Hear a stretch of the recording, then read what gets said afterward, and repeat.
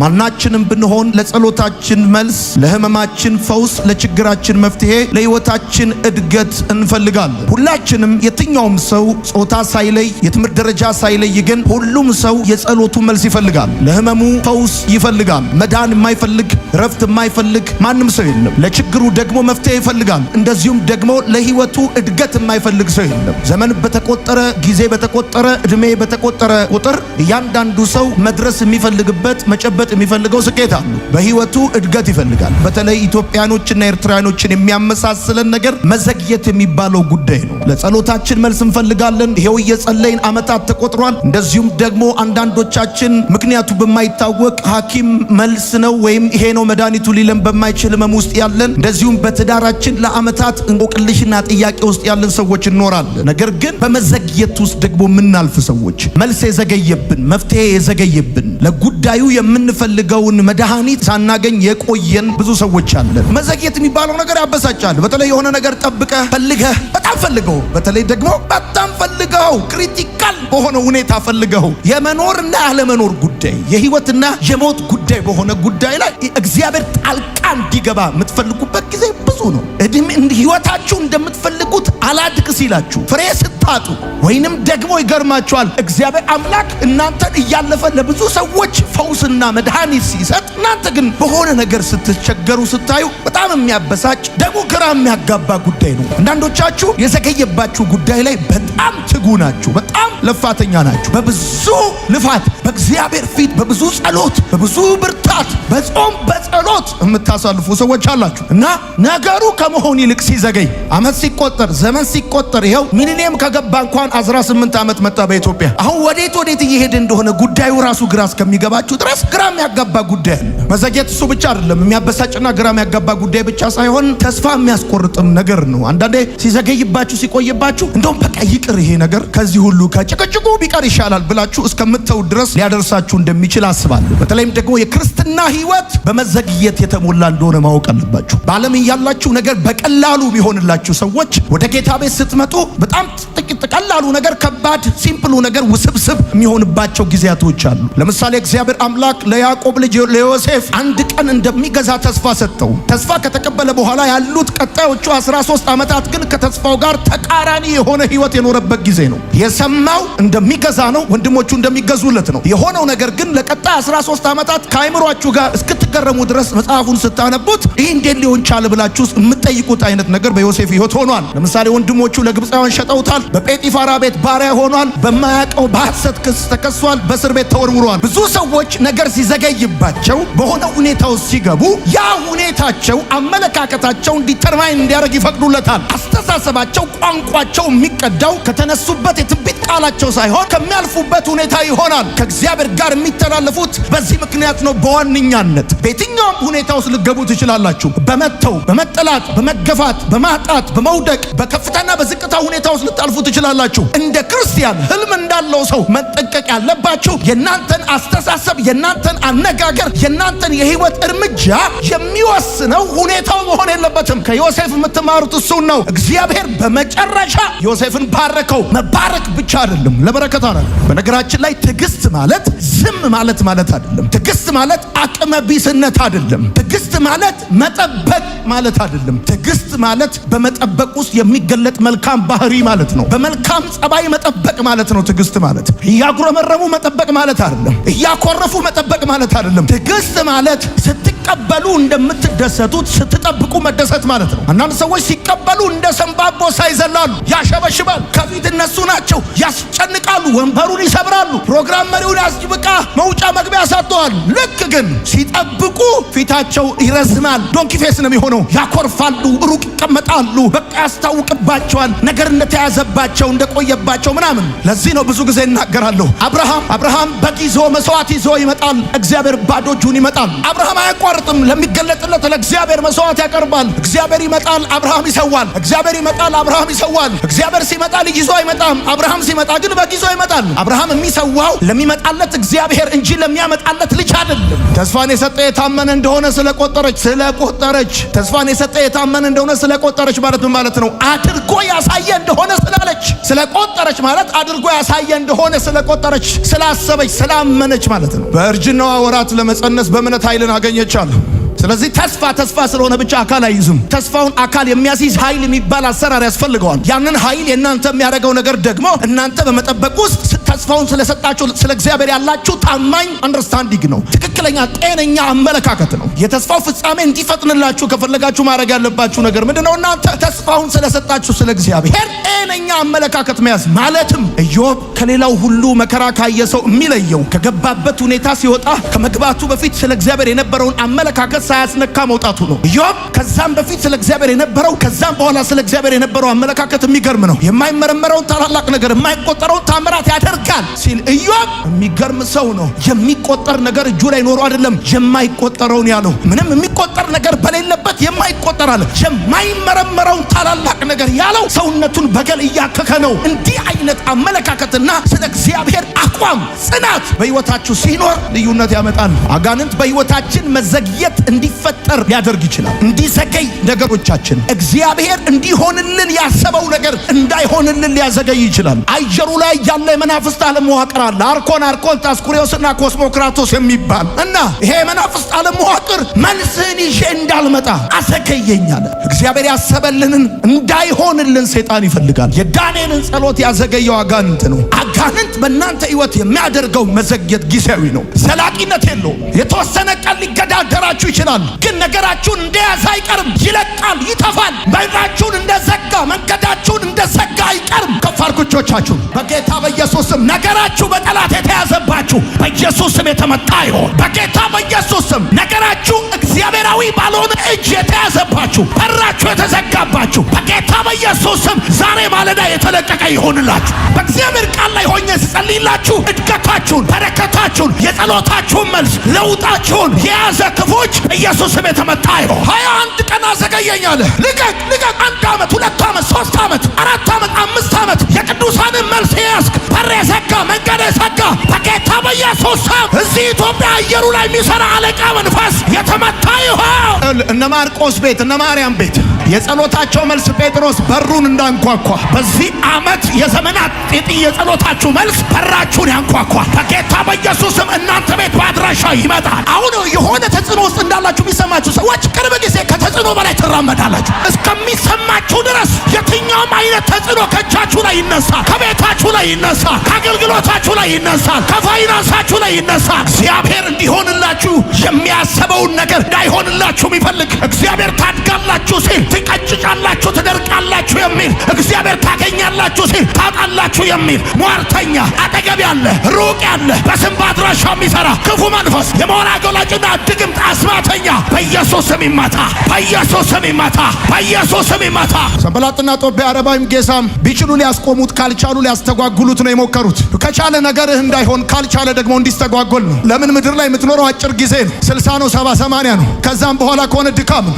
ነገርህ በትክክለኛው ጊዜ እጅ እንዳይገባ እንዳትባረክ እግዚአብሔር ያደረገልን እንዳትመሰክር ተራው ያንተ እንዳይሆን አፌን በሳቅ ሞላው ምላሴን በእልልታ ብለህ እንዳዘምር የሚፈልግ ክፉ መንፈሳል። ዘንድሮ ግን እነግርሃለሁ አፌን በሳቅ ሞላው ምላሴን በእልልታ ጠላቴ ማቅለበሰ አከበረኝ ጌታ የምትልበት ዓመት ይሆናል። ብዙውን ጊዜ የጸሎትን መልስ የሚያዘገየው በቤት ውስጥ ያለ አለመግባባት ነው። በቤተሰብ ውስጥ ያለ አለመግባባት ነው። በትዳር ውስጥ ያለ አለመግባባት ነው። በውስጥ ያለ ጉዳይ ነው። መጽሐፍ እንደሚናገር ሁለት ሰዎች በአንድ ሀሳብ ተስማምተው ቢጸልዩ ነው የሚለው። በአንድ ሀሳብ ተስማምተው ቢጸልዩ፣ አየህ፣ ረጅም ሰዓት ቢጸልዩ ብቻ አይደለም። ባልና ሚስቶች ቢጾሙ ቢጸልዩ ብቻ አይደለም። አስ ኤ ፋሚሊ የምትኖሩበት እናንተ የምትገቡበት ጣራ በታች ዩኒቲ ያስፈልጋል። እግዚአብሔር ጸሎትን እንዲሰማ በቃ ይነቀል ከሆነ ተስማምታችሁ መንቀል፣ ይተከል ከሆነ ተስማምታችሁ መትከል፣ እንከሰዋለን፣ እንሸጠዋለን፣ እናረገዋለን፣ እናገለግላለን ከሆነ ያለ ልዩነት በአንድ አቋም ብዙ ጊዜ የጸሎትን መልስ የሚያዘገየው በቤተሰብ ውስጥ ያለ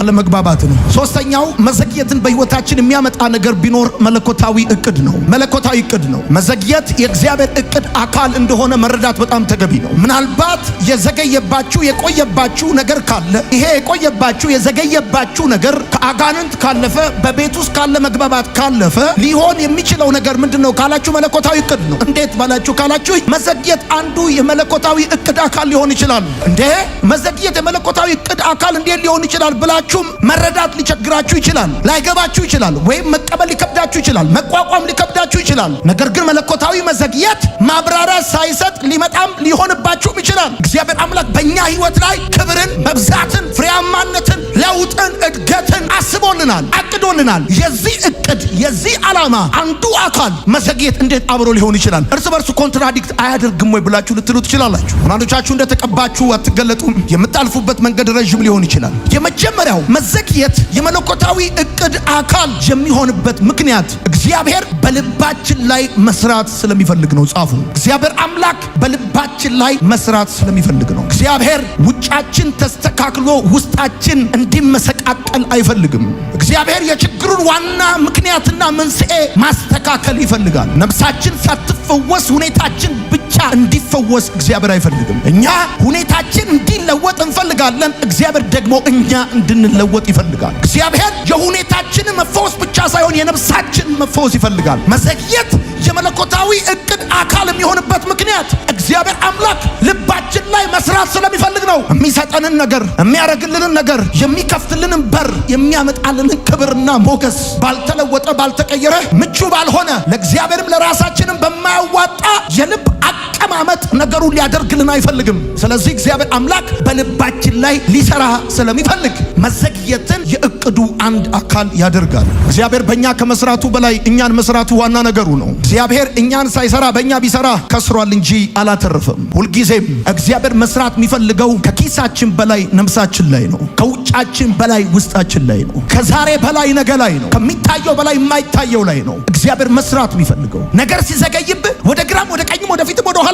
ወደ ላይም አትመልከት፣ ወደ ሰውም ወደ ውስጥ ነው መመልከት ያለብህ። ልብህ ጋር ማየት አለብህ። ልብህ ጋር ቼክ ማድረግ አለብህ። ሰይጣን ጋር፣ ጎረቤት ጋር፣ ሰዎች ጋር ቼክ እንደምታደርገው ሁሉ ልብህ ጋር ቼክ ማድረግ አለብህ። ወዳጆቼ እግዚአብሔር የሚሰራው በሰው ጭንቅላት አይደለም፣ በሰው ልብ ነው። ዳዊትን አለው እንደ ልቤ የሆነ የእሴይ ልጅ ዳዊትን አገኘሁት አለ። ፈልጎት አይደለም፣ ጠፍቶበት አይደለም። አሸዋ በፊቱ የተቆጠረ ነው። ከዋክብትን በስም ያውቃቸዋል። አገኘሁት ማለት እግዚአብሔር አምላክ የሚረካበት ልብ እንዳለው ጠላቶቹን በምቹ ስፍራ አግኝቶ በሰላም የሚሸኝ እንደ ዳዊት አለው ያለ እንደ ልቤ ነው አለ። እግዚአብሔር በሰው ህይወት የሚሰራው በጭንቅላቱ ወይም በገንዘብ በኪሱ ሳይሆን በነፍሱ ነው። የእግዚአብሔር ገንዘብ የእግዚአብሔር ከረንሲ የሰው ልብ ነው። በዚህ ልብ ጭራሽ ቢከፈትልህ፣ በዚህ ሁኔታ ጭራሽ ስልጣን ቢሰጥህ ትጨርሳቸዋለህ። ስለዚህ እግዚአብሔር ለማ ስልጣን፣ ለማ ገንዘብ፣ ለማ ስኬት፣ ለማ ፌቨር፣ ለማ ከፍታ መስጠት እንዳለበት ያውቃል። እግዚአብሔር የሚነግደው፣ እግዚአብሔር የሚሰራው፣ እግዚአብሔር የሚሰራው፣ እግዚአብሔር የሚያጭደው ከሰው ጭንቅላት ጋር ሳይሆን ከሰው ልብ ጋር። ወደዚህ ምድር የመጣ ነው በልተን ጠጥተን ልብስ ለብሰን ገብተን ወጥተን እንድንጨርስ አይደለም። እግዚአብሔር በእኛ ህይወት ሊሰራ የሚፈልገው ፕሮግራም አለው። 60 70 80 ዓመት እንኑር፣ እግዚአብሔር አምላክ በእኛ ህይወት አኮምፕሊሽ ማድረግ የሚፈልገው ዓላማ አለው። ያንን ዓላማውን መፈጸም ይፈልጋል። ስማኝ፣ የሚሰጥህ ሊሰጥህ ብቻ አይደለም፣ እንድትሸከመው ብቻ አይደለም፣ እንድትፈጽምለት የሚፈልገው ጉዳይ አለው። የሚከፍትልህ አንተ እንድትሰራው የሚፈልገው ነገር ስላለው ነው። አቅም የሚሰጥህ ሁኔታዎች እንዲሳካል፣ ለጸሎት መልስ፣ ለጉዳዮች ሁሉ የተቃና ነገር እንዲሆንልህ እግዚአብሔር የሚፈልግበት ዋነኛው ምክንያት በአንተ ማግኘት ውስጥ፣ በአንተ ስኬት ውስጥ፣ በአንተ ነገር መቃናት ውስጥ እግዚአብሔር ሊያደርግ ሊሰራ የሚፈልገው ፕሮግራም እቅድ ስላለው። ኢየሱስ ባለበት ቦታ ሆኖ አልዓዛርን ሊፈውሰው ይችል ነበር። ካልሆነም ደግሞ በ48 ሰዓት ውስጥ በጊዜ ደርሶ ሊፈውሰው ይችል ነበር። ነገር ግን ይሄን አላደረገም። ለብዙዎች ቃሉን ልኮ ፈውሰዋል፣ ሄዶ ፈውሰዋል። ጌታ ኢየሱስ ክርስቶስ በ48 ሰዓት ጊዜ ውስጥ አልዓዛር ሳይሞት በአካል ሄዶ ሊፈውሰው ይችል ነበር። እሱ ብቻ አይደለም፣ ካስፈለገም እዛው ባለበት ሆኖ እንዲድን ሊናገር ይችላል፣ ሊፈውሰው ይችላል። ደግሞ አልዓዛር ወዳጁ ነው እንዳትረሳ። ግን ይሄን አላደረገም። ወዳጆቼ በጣም የሚገርማችሁን ሚስጥር ልንገራችሁ። ምናልባትም የዛሬው መልእክታችሁ ዋና ሐሳብ እዚህ ጋር ሊሆን ይችላል። የአይሁድ መሪዎችን ለመጀመሪያ ጊዜ ከዳር እስከ ዳር ያንቀሳቀሳቸው የአልዓዛር ትንሣኤ ነው። ፎር ዘ ፈርስት ታይም ከአልዓዛር በፊት ጌታ ፈውሷል፣ ታምራት አድርጓል፣ ብዙ ነገር ሰርቷል። ነገር ግን እንደ ሀገር እንደ ህዝብ የአይሁድ ህዝቦችን መሪዎችን ከጫፍ እስከ ጫፍ ያነቃነቃቸው የአልዓዛር ትንሣኤ ነው ያንቀሳቀሳቸው። ከዚህ በፊት እንደዚህ ተንቀሳቅሰው አያውቁም። ለመጀመሪያ ጊዜ የካህናት አለቆች ጌታ ካገኘው መወደድ የተነሳ ሊገሉት የተስማሙት በዚህ ጊዜ ነው፣ አልዓዛር በተነሳ ጊዜ። ወዳጆቼ የጌታን መገደል ባይስማሙ ኖረው በሚቀጥለው ፋሲካ የሚገደል እግዚአብሔር በግ አይኖርም ነበር። ኢየሱስ በመለኮታዊ ሰሌዳ መሞት ካለበት የጠላቶቹን እጅ የሚያስገድድ ትንሣኤ ለማድረግ ነው የዘገየው። ዮሐንስ ወንጌልን ስታነቡት ለመጀመሪያ ጊዜ ካህናት አለቆች ተሰብስበው ኢየሱስን ለመግደል የተስማሙት ከአልዓዛር መነሳት በኋላ ነው ጌታ የዘገየው። ከዚህ በፊት ሕያዋኖችን ፈውሷል፣ ሊገሉት ግን አልተስማሙም። በተለይ ወዳጁ ከሆናችሁ በጣም የሚወዳችሁ ከሆነ ከእናንተ ጋር የጠበቀ ግንኙነት ካለው ከእናንተ ጋር ያለው ፕሮግራም የሚበላ የሚጠጣ ብቻ ሳይሆን የሚነዳ ብቻ ሳይሆን በዘመን ውስጥ እግዚአብሔር አምላክ ለዚህ ምድር ሊያረጋው የሚፈልገው ጉዳይ ካለው እግዚአብሔር አምላክ መርጦ የሚዘገየው ይገርምሃል የሚወዳቸው ሰዎች ሕይወት ውስጥ ነው። ይሄን የሚሆንበት ደግሞ ዋነኛው ምክንያት እነግርሃለሁ። ኢየሱስ ባለበት ቦታ አልዓዛር እንዲፈወስ መናገር ይችል ነበር። within 48 hours በአካል ሄዶ ሊፈውሰው ይችል ነበር። ነገር ግን ኢየሱስ በመለኮታዊ ካላንደር ቀጠሮ ለሚቀጥለው ፋሲካ መገደል ስላለበት የጠላቶቹን እጅ የሚያንቀሳቅስ አንድ ከዚህ በፊት ያልተደረገ ዩኒክ ተአምራት መሆን ነበረበት። so here it is the point። እግዚአብሔር አምላክ በሕይወታችሁ የሚዘገየው እናንተን የማሰቃየት በእናንተ ሕይወት ላይ የመቀለድ ፕሮግራም ኖሮት አይደለም። አንተ ብቻ አገር የምታበላ አረጋለሁ ይላል። ከዛ አንተስ አሜን ብለህ አገር የሚያበላ ሰው የሚያልፍበትን መንገድ አታውቅም። ልክ ገበሬ ስንዴውን በመንሽ ለንፋስ እንደሚሰጠው እያነሳ ወደ ላይ እያነሳ ወደ ላይ እያነሳ ወደ ላይ በዚህም በዛም እንደ ንግስ ከበሮ ሲጠፈጥፉ ከበሮ ድምፁ የሚስተካከለው ፀሐይ ሲመታው እንደሆነ በደንብ አድርገው ሰዎች ሲቀጠቅጡ ነገሩ ሁሉ ይስተካከላል። የጴጥሮስ በሆነው ታንኳ ውስጥ ቁጭ ብሎ የሌሎቹ ሰዎች ሁሉ ጥያቄ ከመለሰ በኋላ ሲጨርስ ወደ ጴጥሮስ ዞራልን የሚለው በአንተ ጊዜ በአንተ ቤት በአንተ ኢኮኖሚ በአንተ ህይወት የሌሎች ሰዎችን ነገር እየጨረሰ ያንተን ጉዳይ ሊያዘገየው ሊያቆየው ይችላል። ይሄ ማለት ካንተ ጋር ያለው ፕሮግራም የሚበላ አይደለም፣ የሚጠጣ አይደለም፣ የሚኖር ተጽፎ የሚያልፍ ለጀነሬሽን የሚተላለፍ እንደዛ ነው ማለት ነው። እግዚአብሔር አምላክ መዘግየትን የመለኮታዊ እቅድ አካል የሚያደርገው እምነትን ለመጨመር ነው። መዘግየት ሲገጥም ማወቅ ያለብህ ነገሮች አሉ። ፋራ ስለሆንክ ስለማታቅ ስለማትችል ብቻ አይደለም። አንዳንድ ሰው በጌታ ከመሆኑ በፊት ከተማውን በጠቅላላ ያስማማ ነበር እኮ። ልክ በጌታ ስትሆን የዋየውከው ፕሮግራም አንተ ላይ ዳውንሎድ እንደተደረገ ስለገባ ነው እንጂ ስለማታቅ አይደለም። በእምነት ለማደግ ብቸኛው መንገድ በአስቸጋሪ ሁኔታ ውስጥ ማለፍ ነው። እግዚአብሔር ብቸኛው ተስፋ እንዲሆን ይፈልጋል። እግዚአብሔርና ቤተሰቦች፣ እግዚአብሔርና ዘር፣ እግዚአብሔርና ፋይናንስ፣ እግዚአብሔርና ትምህርት፣ እግዚአብሔርና የምታውቃቸው ሰዎች የሆኑ ባለስልጣኖች ሳይሆን ተስፋ እንዲሆኑ የሚፈልገው እግዚአብሔር ብቸኛ ተስፋ እንዲሆን ይፈልጋል። ነገር ሲዘገይብን ደግሞ ታውቃለህ፣ ያው ሰው ካለ ላጥ ነው፣ ከሌለ ቀጥ ነው። ነገር ሲስተካከልና አልጋ ባልጋ ሲሆን ኪስ ሲሞላ አጃቢው ብዙ ነው። የሆነ ቦታ ላይ ነገሮች ሲያዙብህ ተስፋ ያደረካቸው ሰዎች በጠቅላላ እንደ እምቧይ ካቢናዳል። የዛን ጊዜ አሁንስ ተስፋዬ ማን? እግዚአብሔር አይደለምን ትላለህ። እግዚአብሔር ብቸኛ ተስፋው እንድታረገው ይፈልጋል። አያ በእምነት የማደጋው ብቸኛ መንገድ አስቸጋሪ ሁኔታ ነው። በእግዚአብሔር ብቻ እንድትታመን ይፈልጋል። እምነት እንዲያድግ እምነት የሚዳብርበትና የሚያድግበት መንገድ መዘግየት ነው። እግዚአብሔር ብር ያለው አይደለም፣ ያንተ ረዳት ስልጣን ያለው አይደለም፣ ውለታ ያረክለት አይደለም፣ የሚያቀሰው አይደለም፣ አብሮ አደጋ በልጅ አይደለም። ሰው ስልጣን ስላለው አይረዳህም። ያንተ ዘር ያንተ ቤተሰብ ውለታ ስላረክለት አይረዳህም። ሰውየው አንተን ለመርዳት ከእግዚአብሔር ዘንድ መሆን አለበት። እግዚአብሔር ተስፋ ይገባላል፣ ቃል ይገባላል። ከዛ በኋላ ለመልሱ እንድትዘጋጅ ግን ይፈልጋል። እስራኤላውያንን ከግብፅ እንዳወጣቸው ከነዓን አላስገባቸውም። በረጅሙ መንገድ ነው የመራቸው። ለምን? ሰዎቹ በየትኛውም ጊዜ በየትኛውም ሁኔታ በየትኛውም ቦታ ሀሳብ ሊቀይሩ እንደሚችሉ ያውቃል። ለከነዓን ኮምፓተብል የሆነ ማይንድ ሴት ሳይኖራቸው ከነዓን መግባት የለባቸውም። እግዚአብሔር አረግላለሁ ያለህን ነገር ወዲያው የማያረግልህ ለምንድን ነው? በማንኛውም ጊዜ ሀሳብህን ልትቀይር በጨረታው እንደማትገደር ስለሚያውቅ ነው። አንተ ቀን ቀን ቄስ ማታ ማታ ቀውስ ሊያደርግህ የሚችል ሁኔታዎች በየትኛውም አግባብ ሊኖሩን ከቻሉ ጌታ ሆልድ ያደርገዋል ነገሩ። በልብ ውስጥ ያለውን ትዕቢት፣ እኔነት፣ አጉል ኩራትና እኔነት ማስጣል ይፈልጋሉ። አንዳንድ ጊዜ የጸለይክባቸው ፍላጎቶች ሲቆዩ ምን ሆኜ ነው ያስብሏል። መዘግየት ሲገጥምህ አንድ ነገር ወቅ የተወደድክ እንደሆንክ አንተ ጌታ በጣም እንደሚወድህ አልዓዛርን ይወደው ነበር ተብሎ እንደተጻፈ የማንንም ነገር አይስም ጌታ። የተወደድክ እንደሆንክ የተከበርክ እንደሆንክ እጅግ የተከበርክ ሌላው ትርጉም ቢለው እንደዚህ አንዱ ሲዘገይብህ ሰይጣን እግዚአብሔር እንደማይወድ እንዲሰማ እግዚአብሔር እንድትጠራጠረው ነው የሚፈልገው። እኔ ግን ዛሬ እነግርሃለሁ ነገር የሚዘገይባቸው ሰዎች እጅግ የተወደዱ ሰዎች ናቸው። የተወደዱ ነገር የሚዘገይባቸው ሰዎች እግዚአብሔር የሚያስብላቸው ሰዎች ሰዎች ናቸው። እግዚአብሔር እንደሚያስብለት ማሳይቶታል። አዋጅ በወጣ ጊዜ፣ ማተብ በታተመ ጊዜ፣ የዛን ጊዜ ጉድጓድ ውስጥ በተጣለ ጊዜ እግዚአብሔር እንደሚያስብለት የአንበሶቹን አፍ እንዴት እንደዘጋለት እንዴት ሹመት እንደሰጠው እግዚአብሔር የሚያስብለት ዳንኤል ሆይ ነገር የዘገየባችሁ ሰዎች መዘግየት ሲገጥማችሁ ሰው አያስብልኝም፣ የኔን ጉዳያቸው አይደለም፣ እኔ የተናኩ ነኝ፣ እግዚአብሔር አይወደኝም፣ ሰው አይፈልገኝም ምናምን የምትሉ ሰዎች ካላችሁ ኖ ስክሪፕቸር ውስጥ በጣም የተከበሩ ሰዎች ናቸው ነገር የዘገየባቸው። አብርሃም ታላቅ ፓትሪያርክ ነበረ፣ በጣም ሪስፔክት የሚደረግ። እግዚአብሔር የሚያስብላችሁ ከሆነ የጊዜውን ብቻ ሳይሆን የዘላለሙን ነው። እግዚአብሔር የሚያስብላችሁ ከሆነ አንድ አይነት ነገር ብቻ አይደለም፣ ልዩነት ያለው ነገር ነው የሚያስብላችሁ። እግዚአብሔር የሚያስብላችሁ እጃችሁን በአፍ እስከሚያስጭን ድረስ የሚገርም ነገር ያስብላችሁ። አንዳንዴ እናቴ ጋር ሲሄድ እናቴ ወደ ጓዳ ትገባለች። ወደ ጓዳ ገብታ ምግብ ልታመጣልኝ ስትል የሆነ ነገር እያሰበችልኝ እንደሆነ አውቃለሁ። ነገር ዘግይቶብኛል እያልክ ያለህና ነገር እንደዘገየብህ የሚታወቅ ዘግይቶባል የምትባል ሰው እመኔ እግዚአብሔር የሆነ ነገር እያሰበልህ ነው። ይሄ ነገር ደግሞ ከዚህ በፊት ታይቶ ተሰምቶ የማይታወቅ ባንተ ዘር፣ ባንተ ሰፈር፣ ባንተ ታሪክ ሆኖ የማይታወቅ አዲስና እንግዳ ነገር እግዚአብሔር እያሰበልኝ ነው የሚል ሰው አሜን ይባላል። ስለእናንተ ማስባትን ሐሳብን ያውቃለሁ አለ። እኔ ያውቃለሁ አለ። ጅማሬ ብቻ አይደለም ፍጻሜ ያለው የከበረ ሐሳብ እግዚአብሔር ለኔ የሚያስበው ሐሳብ አለ የሚል ሰው አሜን ይባላል። እኔ ያሰብኩት አልሆነም፣ ጮኝነቱ ቀረ። እኔ ያሰብኩት አልሆነም፣ ቢዝነሱ ፌል አደረገ። እኔ ያሰብኩት አልሆነም፣ አሁን ነገር ዘግይቶብኛል። እግዚአብሔር እያሰበልኝ ያለ ነገር አለ።